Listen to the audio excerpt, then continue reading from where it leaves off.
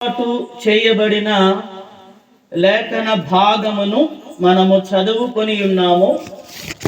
అది ఏంటిది అని అంటే, దేవుని యొక్క పరిశుద్ధ గ్రంథములో నుండి క్రొత్త నిబంధన గ్రంథము లూకా గారు వ్రాసినటువంటి అపోస్తలుల కార్యముల గ్రంథము 13వ అధ్యాయము 22వ వచనాన్ని మనము చదువుకోవటం జరిగినది.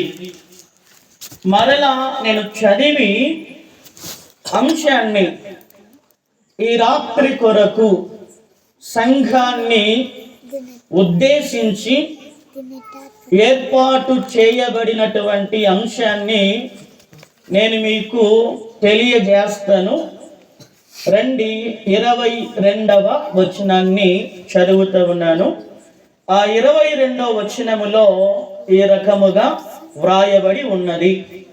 తరువాత అతనిని తొలగించి దావీదును వారికి రాజుగా ఏర్పరచెను. దేవుడు ఎవరిని తొలగించాడు?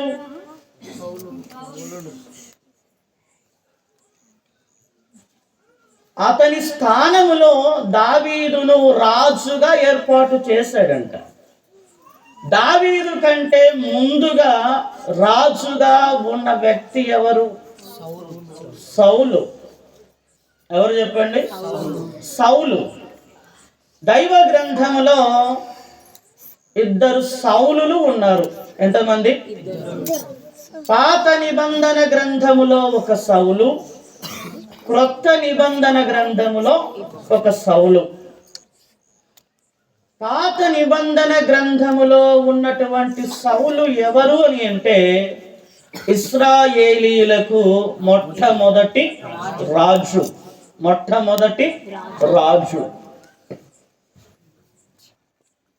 క్రొత్త నిబంధన గ్రంథములో ఉండేటటువంటి సౌలు అనగా క్రీస్తును ఎరుగక ముందు ఆ పేరు సౌలు అని. దమస్కు మార్గములో నిన్నటి దినాన కొన్ని సంగతులను పౌలు గురించే మనం ఆలోచన చేశాం. పాత జీవితమునకు ముగింపు పలకాలి. పౌలు యొక్క పాత జీవితం ఏంటి? ఆయనే చెప్పాడు. తిమోతికి వ్రాస్తూ, పూర్వము నేను హింసకుడను, దూషకుడను, హానికరుడను అన్నాడు. 3 విషయాలు చెప్పాడు, ప్రాముఖ్యమైనటువంటి 3 సంగతులను. సత్యమునే పౌలు గారు మాట్లాడారు, ఒప్పుకున్నారు. తన పూర్వపు స్థితి ఏమిటో అతడు ఒప్పుకున్నాడు, కప్పుకోలే. దమస్కు మార్గములో యేసయ్య దర్శించిన తరువాత సౌలుగా ఉన్న అతడు పౌలుగా మార్చబడ్డాడు. పూర్వము హింసకుడు, దూషకుడు, హానికరుడు. ఎప్పుడైతే యేసు క్రీస్తు దర్శించాడో ఆ పాత జీవితమునకు ముగింపు పలికాడు. క్రొత్త జీవితమును అంటే క్రీస్తును కలిగి ఉన్నవారు ఎలాంటి జీవితమును జీవిస్తారో అలాంటి జీవితమును ధరించాడు. క్రీస్తు కొరకు హతసాక్షి అయ్యాడు. ఈ సౌలు గారే ఆ పౌలు గారు, 2 సౌలులు. మరి ఇక్కడ ఈ వచనములో లూకా గారు ఏమంటున్నాడు? తరువాత అతనిని అనగా సౌలును తొలగించి దావీదును వారికి రాజుగా ఏర్పరచెను. ఎవరికి? మొదట యూదా జనాంగానికి దావీదు రాజు అయ్యాడు. ఆ తదుపరి ఇశ్రాయేల్ జనాంగం అనగా 12 గోత్రాలకు ఏమయ్యాడు? రాజుగా అతడు నియమింపబడ్డాడు. ఇక్కడ సౌలు గురించి, దావీదు గురించి, ఇశ్రాయేలీల గురించి నా ప్రస్తావన ఇక్కడ మనం చూస్తూ ఉంటున్నాం. సౌలును తొలగించి ఇశ్రాయేలీలకు దేవుడు దావీదును రాజుగా ఏర్పరచెను. మరియు ఆయన నేను యెష్షయి కుమారుడైన దావీదును కనుగొంటిని. ఏమంటున్నాడు దేవుడు? దావీదును కనుగొంటి. ఎవరి కుమారుడు అంట? దావీదు యెష్షయి కుమారుడు. యెష్షయి కుమారుడు. యెష్షయికి ఎంతమంది కుమారులు? 8 మంది కుమారులు. కడసారి వాడు దావీదు, 8వ వాడు దావీదు. దావీదు యొక్క అన్నలు రాజోద్యోగం చేసేవారు. సైన్యంలో సిపాయి అంటే సోల్జర్, సైనికుడు. ఆర్మీ అంటే చెప్పండి. సౌలు యొక్క ఆర్మీలో దావీదు యొక్క అన్నలు ఉద్యోగమును చేస్తూ ఉన్నారు. ఆజానుభావులు ఈ యొక్క అన్నలు. దావీదు చివరి వాడు. చాలా అందగాడనే ఉంది బైబిల్లో దావీదు గురించి. రూపసి అయి ఉండెను. దావీదు చాలా అందగాడు, ఎర్రని వాడు, సుందరుడు. మరి ఎందుకో తెలియదు కానీ యెష్షయి గారు ఏం చేశారు? ఈ దావీదును తండ్రి యొక్క దృష్టిలో దావీదు లేడు. తండ్రి యొక్క దృష్టిలో ఎవరు లేరు? దావీదు లేడు. గనుక ఏం చేశాడు? ఎక్కడికి పంపాడు? తనకు గొర్రెల మంద ఉంటే ఆ మందను కాయడానికి దావీదును ఏర్పాటు చేశాడు తండ్రి యెష్షయి. అలాంటి దావీదును అందుకే అంటాడు కదా, గొర్రెల దొడ్డిలో ఉన్న నన్ను దేవుని యొక్క ఆ ఇశ్రాయేలీల యొక్క రాజమందిరములో ఉన్నటువంటి సింహాసనము మీద దేవుడు దావీదును కూర్చుండబెట్టాడు. ఇక్కడ దేవుడు మాట్లాడుతూ అంటున్నాడు, ఆ కాలంలో ఒక దావీదే ఉన్నాడా? ఎవరు లేరా? చాలా మంది ఉన్నారు. మరి దేవుడు దావీదునే ఎందుకు కనుగొనాలి? ఇక్కడ ఏమంటున్నాడు? యెష్షయి కుమారుడైన దావీదును కనుగొంటిని అని వ్రాయబడి ఉంది. మనం గడిచిన 8 రోజుల క్రిందట క్రిస్మస్ జరుపుకున్నాం. ఆ దినాలలో ఈ భూమి పైన చాలా మంది స్త్రీలు ఉన్నారు. కానీ దేవుడు ఎన్నుకున్నది ఎవరిని? మరియను మాత్రమే. ఎవరిని ఎన్నుకున్నాడు? మరియను. మరి ఇక్కడ ఏమంటున్నాడు? యెష్షయి కుమారుడైన దావీదును కనుగొంటిని. దావీదు చాలా ప్రత్యేకమైన వాడు. ఏంటి ఆయనకున్న ప్రత్యేకత? దావీదు యొక్క స్పెషాలిటీ ఏంటి? ఇక్కడ మీరు ఉన్నారు, మీ అందరికీ ఒక్కొక్కరికి ఒక్కొక్క ప్రత్యేకత ఉంది. ఎవరు తక్కువ వారు కాదు. మనందరికీ దేవుడు సమానమైనటువంటి ఆత్మీయ వరాలను అనుగ్రహించాడు. వాటిని ఏం చేయాలి? మనం ఖర్చు చేయాలి. ఏం చేయాలా? ప్రతి సంవత్సరం ప్రభుత్వం వారు నిధులు మంజూరు చేస్తారు. ఆ నిధులను ఏం చేయాలి? ఖర్చు చేస్తే మరలా ప్రభుత్వం ఏం చేస్తుంది? వచ్చే ఆర్థిక బడ్జెట్ లో నిధులను కేటాయిస్తుంది. ఈ నిధులు ఖర్చు చేయలేదనుకో ఇంకెవరు? మీకు ఇచ్చింది మీరు ఉపయోగించుకోలేదు, మరి ఇంకేం చేస్తారంటారు.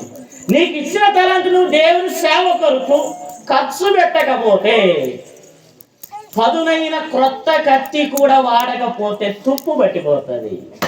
చాలా మంది మీ వరాలను మీరు మంచిగా ప్రార్థన చేయగలుగుతారా? మంచిగా పాట పాడగలుగుతారా? మంచిగా ఇన్స్ట్రుమెంట్ వాయించగలుగుతారా? ఆ సిస్టమ్ చక్కగా సెట్ చేయగలుగుతారా? చేపలు చక్కగా వేయగలుగుతారా? ఇవన్నీ మీకు ఇవ్వబడినటువంటి వరాలు. వాటిని ఏం చేయాలా? దేవుని సేవ మహిమార్థమై వాటిని వాడాలి. వాడకుండా ఎలాగున్నాము అని అంటే ఏంటి చెప్పండి? నాకేం పట్టింది అని నువ్వు చేస్తూ ఉన్నది సంఘానికి అనగా దేవునికి మనుషులకు కాదు చేసేది, ఎవరికి చెప్పండి? దేవునికి. పనివాడు జీతమునకు పాత్రుడు. నీవు దేవుని పని నువ్వు చేస్తే దేవుడు నీకు రుణపడి ఉన్నాడు. మరి ఆ రుణాన్ని దేవుడు తీరుస్తాడా లేదా? నువ్వు ఎంతైతే చేసావో దానికి 4 గంటల ఆశీర్వాదమును ఆయన అనుగ్రహించే దేవుడు. దానికి ఉదాహరణే నా జీవితం. దేవుని పని చేశాను గనుకనే ఆనాడు దావీదును దేవుడు హెచ్చించినట్లుగా నేనున్న స్థానాన్ని కూడా దేవుడు హెచ్చించాడు. అనుభవముతో చెప్తూ ఉన్నటువంటి మాట ఇది. హృదయపు లోతుల్లో నుంచి వచ్చేటటువంటి మాటలు ఇవి. దయచేసి సంగమా, గడిచిన సంవత్సరం మనం దానికి బాయ్ బాయ్ చెప్పేసాం. ఆ సంవత్సరంలో నువ్వు ఎలాగున్నావో అనవసరం. ఈ నూతన సంవత్సరములోనైనా దేవుని కొరకు రోషము కలిగి, పౌరుషము కలిగి జీవించబద్ధులమై ఉన్నాము. ఎవరైనా ఇంటి ప్రక్క వారు ఏదైనా ఒక బూతు మాట అంటే మీసం మెలేస్తావే. ఏం మెలేస్తావు చెప్పండి? మీసం మెలేస్తావే. చూసుకుందాం నీ ప్రతాపము నా ప్రతాపము. అవతలన్న ఒకడు పోవాలా, యువతులన్నా ఒక తలకాయలు వేసుకోవాలని ప్రగల్భాలు పలుకుతావే. మరి దేవుని సంగతికి వచ్చేపాటికి ఎందుకు రాదు ఈ రోషం? అంటే ఏంటి? నేను పవిత్రంగా బ్రతకాలి, దేవుని కొరకు నేను జీవించాలి అనేటటువంటి రోషము ఎందుకు రావట్లేదు? ఆలోచన చేయండి. దావీదు కాలంలో ఎంతో మంది ఉన్నారు ప్రజలు, కానీ దావీదును మాత్రమే దేవుడు కనుగొన్నాడంట. దావీదును మాత్రమే దేవుడు కనుగొన్నాడు. దేవుని దృష్టిలో దావీదు ఉన్నాడు. చిన్న వయస్సు నుండి దావీదు యూదుడు. దావీదు ఎవరు చెప్పండి? యూదుడు. చిన్న వయస్సు నుండి దేవుని యందు భయభక్తులు కలిగిన వాడు. సితారాను చమత్కరంగా వాయించగలిగిన వాడు దావీదు. దావీదు వాయిస్తా ఉంటే సౌలుకు పట్టిన దురాత్మ పారిపోయింది. అంత చమత్కారంగా, అంత వినసొంపుగా దావీదు సితారను చేతబూని వాయిస్తూ దేవుని యొక్క నామాన్ని మహిమపరచాడు. అందుకనే దావీదు దేవుని దృష్టిలో ఉన్నాడు. దేవుని యందు భయభక్తులు కలిగి ఉన్నాడు. ధైర్యము కలిగిన వాడు దావీదు. ఫిలిష్తీయుడు గొల్యాతు వచ్చి మీసం మెలేస్తా ఉంటే రాజైన సౌలు గడగడలాడాడు. ఇశ్రాయేలు సైన్యము గడగడలాడింది. ఒక బాలుడు అన్నలను పరామర్శించడానికి వచ్చాడు సైన్యములోనికి. ఆ గొల్యాతు మాట్లాడుతున్న మాటలు విని ఏమొచ్చింది చెప్పండి? పౌరుషం వచ్చింది. సున్నతి లేని ఈ ఫిలిష్తీయుడు నా దేవుణ్ణి దూషిస్తాడా? నేను వానితో తలపడతాను. ఒరే నాయన, చిన్నప్పటి నుండి యుద్ధ విద్యలను అభ్యసించిన వారే 40 రోజులు గొల్యాతు ప్రగల్భాలు పలికాడు. దమ్ముంటే రండిరా ఎవడని ఇశ్రాయేలు ప్రజల్లో అన్నాడు. ఎవరికి రోషం రాలే? ఎవరికి రోషం రాలేదు? ఆ గొల్యాతును చూసి భయపడిపోయారు అందరూ. కానీ దావీదుకి వచ్చిందని ధైర్యము. అందుకే దేవుని దృష్టిలో దావీదు ఉన్నాడు. అందుకే దేవుడు దావీదును కనుగొన్నాడు. దేవుడు దావీదును కనుగొన్నాడు. అక్కడ దేవుడు రాశాడు లూకా గారు, యెష్షయి కుమారుడైన దావీదును కనుగొంటిని, అతడు నా ఇష్టానుసారుడైన మనుష్యుడు. దావీదు ఎలాంటి వాడంట? ఎవరికి ఇష్టానుసారుడు? దేవునికి ఇష్టానుసారుడు. మరి సంఘము దేవునికి ఇష్టానుసారముగా ఉందే? స్త్రీలందరూ దేవునికి ఇష్టానుసారముగా జీవిస్తూ ఉన్నారా? పురుషులందరూ దేవునికి ఇష్టానుసారముగా జీవిస్తూ ఉన్నారా? ఆలోచన చేయండి. నూతన సంవత్సరంలో అప్పుడే ఒక రోజు గడిచిపోయింది. ఈ 2వ రోజు కూడా కొద్ది గంటల్లో గడిచిపోబోతా ఉంది. మరి ఈ సంవత్సరంలోనైనా సంఘము దేవునికి ఇష్టానుసారముగా జీవించాలి. దావీదు ఆ రకంగా జీవించాడు. అందుకే దేవుడు అంటా ఉన్నాడు, అతడు నా ఇష్టానుసారుడైన మనుష్యుడు అని దావీదు గురించి దేవుడు ఇస్తూ ఉన్నటువంటి సాక్ష్యము చూడండి ఎంత గొప్పదో. తర్వాత అతడు నా ఉద్దేశములన్నీ నెరవేర్చునని చెప్పి అతన్ని గూర్చి సాక్ష్యం ఇచ్చాను. దావీదంట ఎవరి ఉద్దేశాన్ని నెరవేరుస్తాడంట? దేవుని ఉద్దేశాన్ని నెరవేర్చేవాడు. దేవుని ఉద్దేశాన్ని, మనుషుల ఉద్దేశాలు కాదు. ఈనాడు ఎలాగున్నారంటే ఎవరి ఉద్దేశాలు వారికి ఉన్నాయి. మనుషుల యొక్క ఉద్దేశాలను నెరవేర్చుట కొరకు పాకులాడుతూ ఉన్నారు చాలా మంది. అది కాదు. సంఘము దావీదు వలె దేవుని ఉద్దేశాన్ని నెరవేర్చేవారిగా ఉండాలి. ఈ నూతన సంవత్సరములో అలాంటి అనుభవములోనికి సంఘము రావాలి. అక్కడ అతనిని గూర్చి సాక్ష్యము చెప్పాను. ఎవరి గురించి? దావీదు గురించిన సాక్ష్యం ఇది. ఈ చదువబడిన, ఈ వివరించబడిన ఈ వచన భాగములో నుండి మన యొక్క అంశము ఏంటి అని అంటే, ఈ 2వ రోజు నూతన సంవత్సర 2వ దిన ఆరాధనలో సంఘము కొరకు ఏర్పాటు చేయబడిన అంశం ఏంటిదంటే సంఘము పట్ల దేవుని ఉద్దేశము. అంశం ఏంటి చెప్పండి? సంఘము పట్ల దేవుని ఉద్దేశము. కుక్క చర్చిలో పోతుంది, డోర్లు అక్కడ డోర్లు. అంశం ఏంటి చెప్పండి? సంఘము పట్ల దేవుని ఉద్దేశం.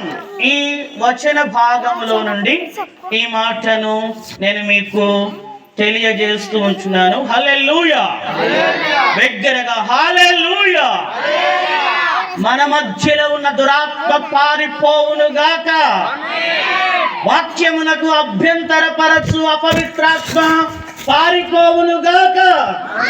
హల్లెలూయా. సంఘము పట్ల దేవుని ఉద్దేశం ఏంటి? ఈ నూతన సంవత్సరంలో సంఘము పట్ల దేవుని ఉద్దేశము ఏమిటి? ఒక వచనాన్ని నేను మీకు చూపిస్తాను రండి. ఆదికాండము 9వ అధ్యాయము 1వ వచనము. ఆదికాండము 9వ అధ్యాయము 1వ వచనం. మరియు దేవుడు నోవహును అతని కుమారులను ఆశీర్వదించి, మీరు ఫలించి అభివృద్ధి పొంది భూమిని నింపుడి. సృష్టి యొక్క ప్రారంభములో మానవుల పట్ల దేవునికి ఉన్నటువంటి ఉద్దేశం ఏమిటి? మీరు ఫలించి అభివృద్ధి పొంది దేని నింపాలంట? భూమిని నింపుడి అని దేవుడు నోవహుతోనూ అతని కుటుంబముతోనూ మాట్లాడినటువంటి మాటలు ఇక్కడ మనం చదువుకున్నాం. ఈ నూతన సంవత్సరములో సంఘము పట్ల దేవుని ఉద్దేశము ఏమిటి అని అంటే, ఈ వచనాన్ని చదివి నేను వివరిస్తాను, జాగ్రత్తగా వినండి. మరియు దేవుడు నోవహును అతని కుమారులను ఆశీర్వదించి, బాగా వినండి. ఆనాడు నోవహు యొక్క 3 కుమారులను ఆశీర్వదించి అని వ్రాయబడి ఉంది. ఈ నూతన సంవత్సరములో తిమ్మాపురం MB కర్మెలు సంఘమును ఆశీర్వదించి తరువాత మీరు ఫలించి, మీరు అనగా సంఘము, మీరు అనగా సంఘం, మనమంతా సంఘం. మనము ఏమవ్వాలంట? ఫలించి. ఏమవ్వాలి? ఫలించి. హల్లెలూయా, హల్లెలూయా. మీ మనస్సు ఇంటి దగ్గర ఉండే కొండ పైన ఉందా? దానికంటే ప్రాముఖ్యమైన కొండ ఇది, బైబిల్ కొండ. అది భౌతికమైనది, ఇది ఆధ్యాత్మికమైనటువంటి వెల కట్టలేనటువంటి ఆహారం. ఇది జీవాహారము నేనే. నీవు జీవించాలంటే ఈ ఆహారాన్ని భుజించాలి. ఆ ఆహారం ఒక పూట ఒక రోజు లేకపోయినా బ్రతుకుతాం, చచ్చిపోం. కాబట్టి మీ మనస్సు ఇక్కడికి రండి, మీ శరీరము మీ యొక్క మనస్సు ఇక్కడ లగ్నం అవ్వాలి, లేకపోతే వాక్యము అర్థం కాదు. జాగ్రత్త. నేను చదువుకునే రోజుల్లో మా టీచర్స్ అనేటోళ్ళు పెన్ డ్రాప్ సైలెన్స్ అంటే చెప్పండి. Pen drop silence. పిన్ను అలా పాడేస్తే దాని శబ్దం వినబడాలంట. ఆ శబ్దం ఎప్పుడు వినబడుతుంది? అందరూ సైలెంట్గా అంటే నిశ్శబ్దంగా ఉన్నప్పుడే వినబడుతుంది. అంటే దాని అర్థం ఏంటి? క్లాస్ రూమ్ లో ఉన్న వారందరూ ఎలా ఉండాలి? సైలెన్స్, నో వైలెన్స్, నిశ్శబ్దంగా ఉండాలి. దేవుని మందిరంలో చాలా జాగ్రత్తగా నిశ్శబ్దంగా ఏకాగ్రతతో వాక్యాన్ని వినాలి. సంఘము ఫలించి అభివృద్ధి పొంది. రెండు ప్రాముఖ్యమైనటువంటి పదాలు ఇక్కడ వ్రాయబడి ఉన్నాయి. సంఘం ఏమవ్వాలంట? ఫలించి అక్కడికి ఆగిపోకూడదు. మళ్ళీ ఏమవ్వాలి? అభివృద్ధి పొందాలి. అభివృద్ధి అంటే ఏంటి? ఎదగాలి, పెరగడం. అభివృద్ధి అంటే ఏంటి? ఎదగడం లేదా పెరగడం. మన పిల్లలు ఉన్నారు, అభి, విన్ని, వీళ్ళంతా ఎంత ఉన్నారు ఇప్పుడు? అంతే ఉన్నారు కదా. వచ్చే సంవత్సరానికి అంతే ఉంటారా? నేను గత సంవత్సరం తిమ్మాపురంకి వచ్చినప్పుడు అంత బుడిబుడిగా ఉండరు. ఇప్పుడు ఏమయ్యారు చెప్పండి? పెరిగారా లేదా? అదేంటి? అభివృద్ధి, శరీర సంబంధమైనటువంటి అభివృద్ధి. మరి సంఘము కూడా ఏమవ్వాలంటే నూతన సంవత్సరంలో సంఘము ఫలించాలి మొదటగా. రెండవది అభివృద్ధి పొంది, ఇంకా ఉంది, అయిపోలేదు, కొనసాగింపు ఉంది. ఏంటి అని అంటే భూమిని నింపుడు. భూమి అనగా సంఘం. సంఘాన్ని నింపాలి. దేని నింపాలి? సంఘాన్ని ఎలా నింపగలుగుతాం? నూతన ఆత్మలను చేర్చుట ద్వారా సంఘము నింపబడుతుంది. ఈ రోజు ఉన్న మంద రేపు ఆదివారం ఉంటదా? అంటే సంఘంలో ఏమున్నట్లు? వెలితి. సంఘంలో ఏముంది చెప్పండి? వెలితి ఉంది. సంఘము ఆనాడు నోవహు కుటుంబముతో దేవుడు మీరు ఫలించి అభివృద్ధి పొంది భూమిని నింపుడు అన్నాడు. ఈ రాత్రి వేళలో మన సంఘాన్ని ఉద్దేశించి దేవుడు మాట్లాడుతున్నటువంటి మాట ఏంటి అని అంటే, మీరు సంఘమా, మీరు ఫలించి అభివృద్ధి పొంది సంఘమును నింపుడి అనగా నూతన ఆత్మలను సంఘములోనికి చేర్చుడి. నేను చెప్పాను గతంలో కూడా, నూతన ఆత్మలను ఎలా చేర్చగలుగుతాం? ప్రభు ఇచ్చినటువంటి గొప్ప ఆజ్ఞ ఏంటి? The great commission. మార్కు సువార్త 16వ అధ్యాయం 15-16 వచనాలు. మీరు సర్వలోకమునకు వెళ్ళి సర్వ సృష్టికి నా సువార్తను ప్రకటించుడి. నమ్మి బాప్తిస్మము పొందిన వాడు రక్షింపబడును, నమ్మని వానికి శిక్ష విధింపబడును.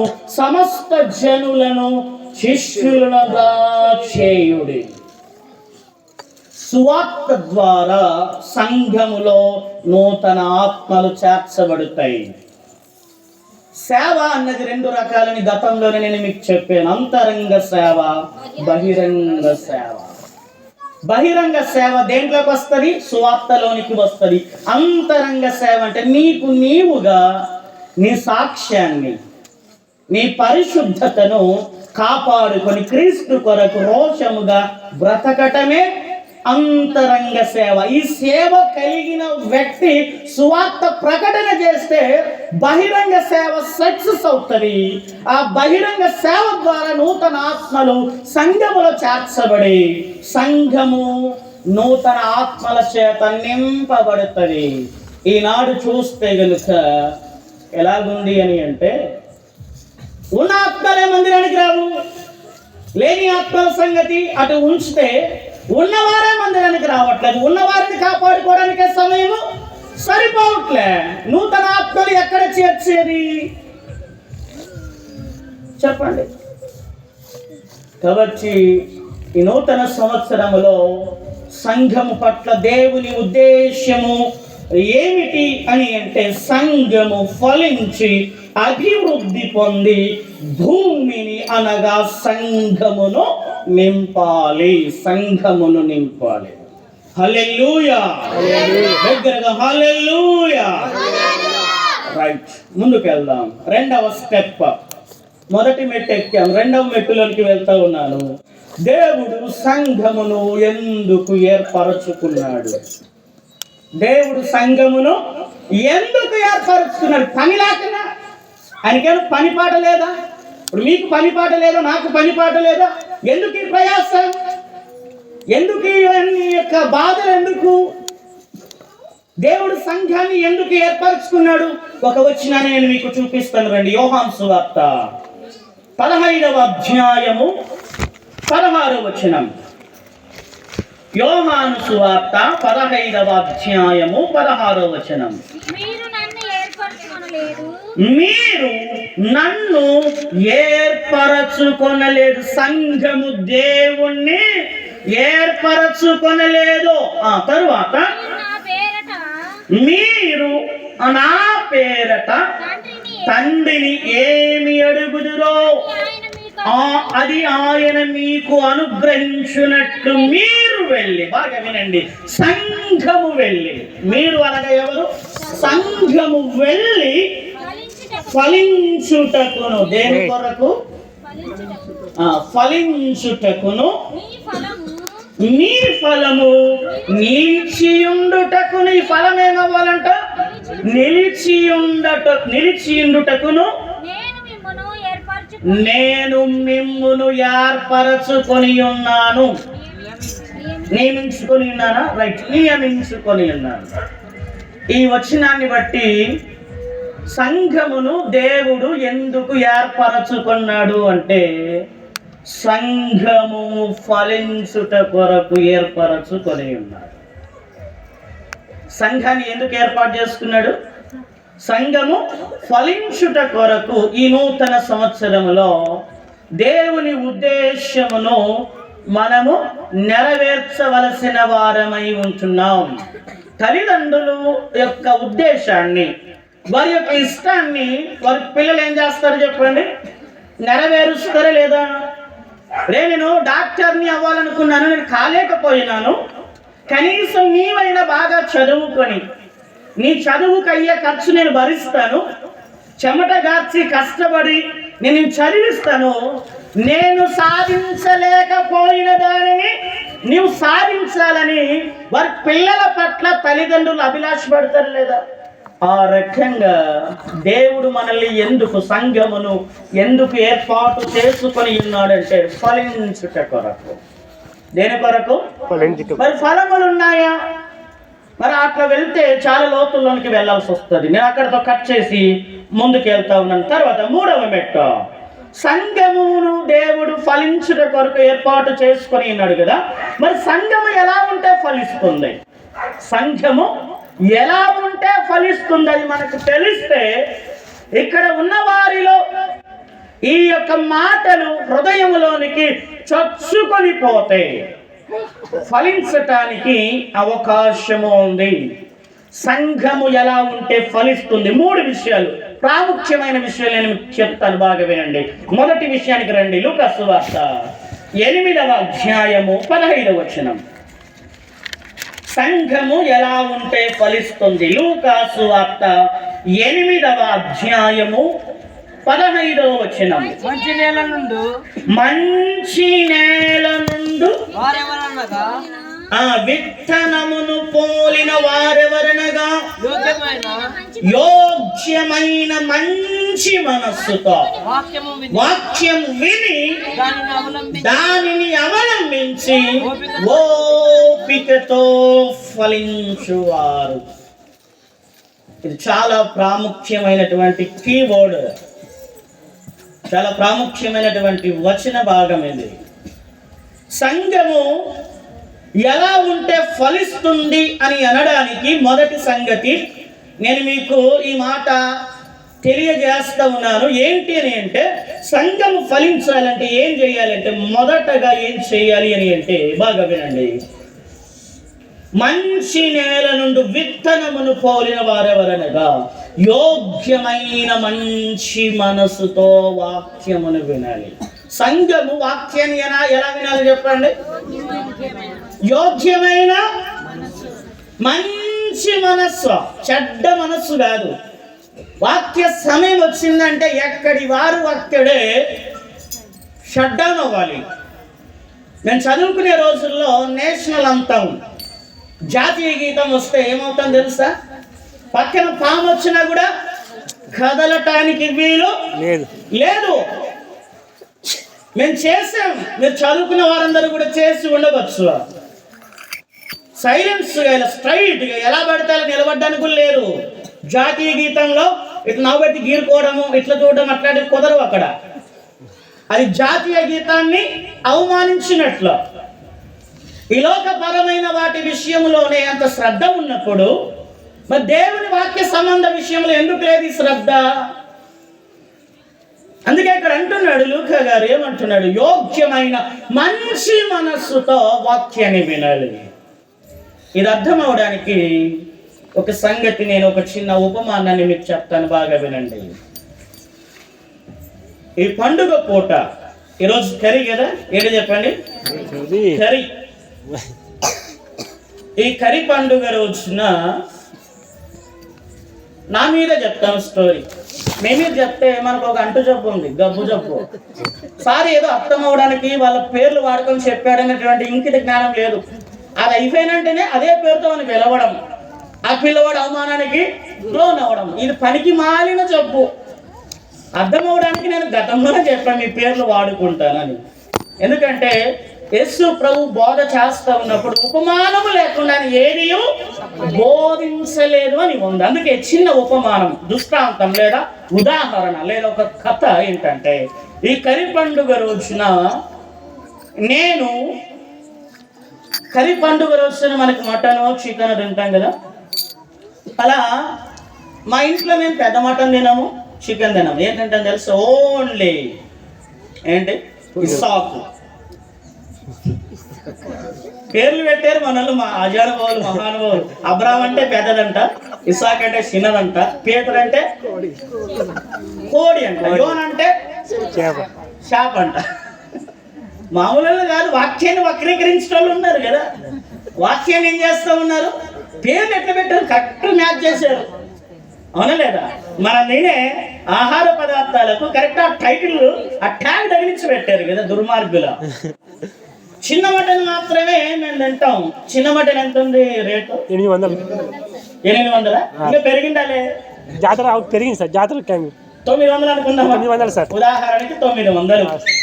పండుగ పూట కాబట్టి మా ఇంటికి ఎవరు వచ్చారు? చుట్టాలు వచ్చారు, నా ఆడబిడ్డలు వచ్చారు, అందరు వచ్చారు. కాబట్టి అందరికీ ఒక ఇంట్లో 3-4 వంటలు చేసే వాళ్ళకి చాలా ఇబ్బంది కదా. అందుకని నేను ఆలోచన చేసి ఏం చేశానంటే, అందరికీ ఒకటే కొలత. ఏ కొలత? చిన్న మటన్. పోతే పోయింది కేజీ మటన్ 900 రూపాయలు పోతే పోయిందని బాగా మంచిగా దగ్గరికి నీట్గా కొట్టించుకొని వచ్చి కవర్లు తీసుకొచ్చాను. ఆ కర్మ కొద్దీ ఆ రోజు నేను నామకార్థ క్రైస్తవుడిని. ఏ క్రైస్తవుడిని? అసలు సిసలైన క్రైస్తవుడిని కాదు, నామకార్థుడిని. నేను వెళ్ళాను, ఎమీనూరికి తీసుకొని వచ్చాను. ఈ లోపుగా జరిగింది ఏంటంటే, మా ఇంట్లో ఉన్న వాళ్ళందరూ సంఘములో ఏం ఏర్పాటు చేశారు? ఆరాధన ఏర్పాటు చేశారు. ఇంకా ఆ మటన్ చేయకముందే ఏర్పాటు, అంటే నేను ఆలస్యంగా వెళ్ళానేమో. నేను ఎలా వెళ్ళాను? ఆలస్యంగా. మా ఇంటిల్ని పాదంతా ఎక్కడున్నారు? మందిరంలో ఉన్నారు. మా ఆవిడ ఉంది, మందిరానికి ముందుగా వెళ్ళాలి. మందిరానికి ఎలా వెళ్ళాలి? ముందుగా వెళ్ళాలని చెప్పి పాస్టర్ నన్ను చూడాలా. ఎందుకంటే నేను ముందు వచ్చినట్లు ఎక్స్పోజ్ అవ్వాలా, ఆయన దృష్టి నా మీద పడాలా, ఆయన నేను చూడాలా. యేసయ్య చూడాలని కోరుకోరు, పాస్టర్ చూడాలంట. ఎవరు చూడాలా? పాస్టర్ చూడాలా. అక్కడ దావీదును యేసయ్య ఏం చేశాడు? కనుగొన్నాడా లేదా? దేవుడు కనుగొనాలి మనల్ని, మనుషులు కాదు. అలా కూర్చొని ఉంది. నేను ఒకసారి ఇంటికి వచ్చి చూస్తే ఇంటికి తాళం వేస్తుంది. ఇంటికి తాళం వేస్తుంది. మరి ఈ మటన్ లోపల పెట్టాలంటే తాళం కావాలి కదా. అలా చూస్తే ఎవరు లేదు. ఈ లైన్ అంతా ఖాళీగా ఉంది. ఈ లైన్ అంతా ఖాళీగా ఉంది. ఏం చేశానంటే మటన్ తీసుకుని మందిరానికి వస్తే ఏమైనా బాగుంటుందా? చూడడానికి బాగుంటుందా? మీరు మాత్రం బాగా మందిరంలోనే బాగా కొడతారు, రక్తాన్ని చిందిస్తారు. పాత నిబంధన అలవాట్లనే మందిరంలోనికి తీసుకొచ్చారు కదా. మందిరంలో ఏటను వేసేయడమే, వేరే స్థలమే లేదు కదా. నేనేమనుకున్నాను, ఆ మటన్ తీసుకొచ్చాను. తీసుకొని వచ్చి ఇంక తీసుకెళ్ళడం బాగోదని ఏం చేశాను, మాకు ఒక గూడు ఉంటే ఆ గూడు దగ్గర పెట్టి తొందరగా తాళం తీసుకొని వచ్చి ఇంట్లో పెడదామని ఆలోచన. అలా పెట్టి ఇలా వచ్చాను. ఆ లోపలికి ఏంటో ఇలా చూస్తూ ఉంటే కనబడదే మా ఆవిడ. వెనకుంటే కదా కనబడేది, ఆడుందానే ముందు వరుసలో ఉంది. ఇదేంద్రా బాబు, మరి ఏం చేయాలా అని ఆలోచన చేసి అలానే కూర్చుండిపోయాను.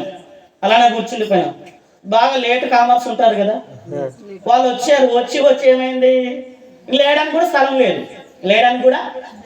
లేదు. ఇరుక్కుపోయినాను. ఇంక పాస్టర్ గారు దంచి కొడుతున్నాడు, గంటసేపు నాలాగా కొడుతున్నాడు. ఆడున్నాను, మనిషి ఆడే ఉన్నాడు. మనిషి ఆడుంది 900 రూపాయలు, రూపాయి 2 రూపాయలు కాదు, 900 సంపాదించాలంటే ఎన్ని రోజులు పడుతుంది స్త్రీలకి? మీ కూలి ఎంత? 300 రోజుకి 250. మరి 4 రోజులు పట్టుద్ది కదా. 900 రూపాయలు 4 రోజులు కష్టపడితే 4 32 320 కదా, 8 గంటలు, 32 గంటలు కష్టపడితే కానీ 900 రూపాయలు చేతికి రాదు. మనిషి ఇక్కడే ఉన్నాను కానీ ఆయన చెప్పే వాక్యం చెవికే ఎక్కట్లే. ఆడుంది చెప్పండి, ఆడుంది. అందుకే బాడీ ప్రజెంట్, మైండ్ ఆబ్సెంట్. నా మైండ్ ఆబ్సెంట్ అయింది, బాడీ ఆడే ఉంది. ఇరక్కబోయాను, మింగలేను కక్కలేను, ఏం చేయలేని పరిస్థితి, దిక్కులోచని పరిస్థితి. ఎట్టకేలకు మొత్తానికి 1 గంట అయిన తర్వాత వాక్యాన్ని ముగించాడు సార్ గారు. అయిపోయింది, బయటకు వచ్చాము. ఈ లోపుగా అందరు వచ్చారు. పాపం లైన్లో అందరూ ఆహా ఊహా అనుకుంటూ వెళ్తున్నారు. అక్క నీ సీర ఎంత బాగుంది, ఏడకున్నావు?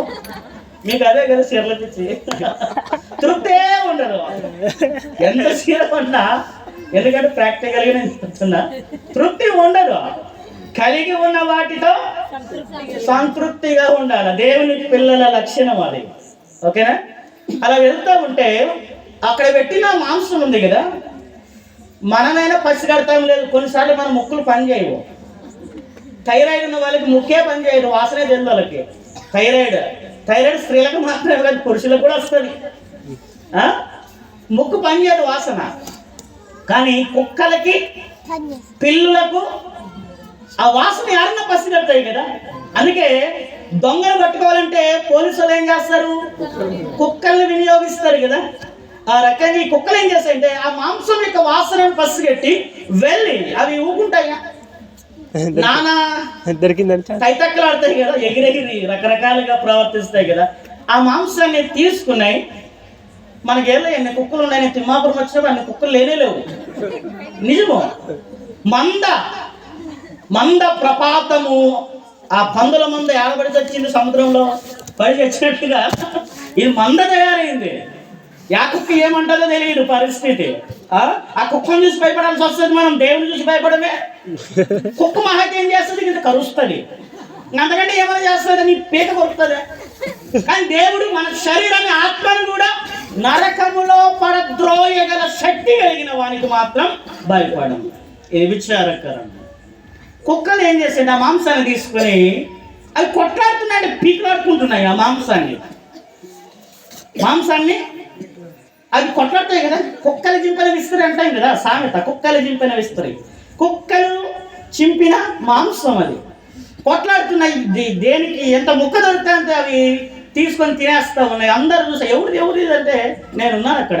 నాదేనే చెప్తే నా సిగ్గుపోతుంది, నాదేనే చెప్తే ఏమవుతుంది, నా సిగ్గుపోతుంది. నేను అనుకున్నాను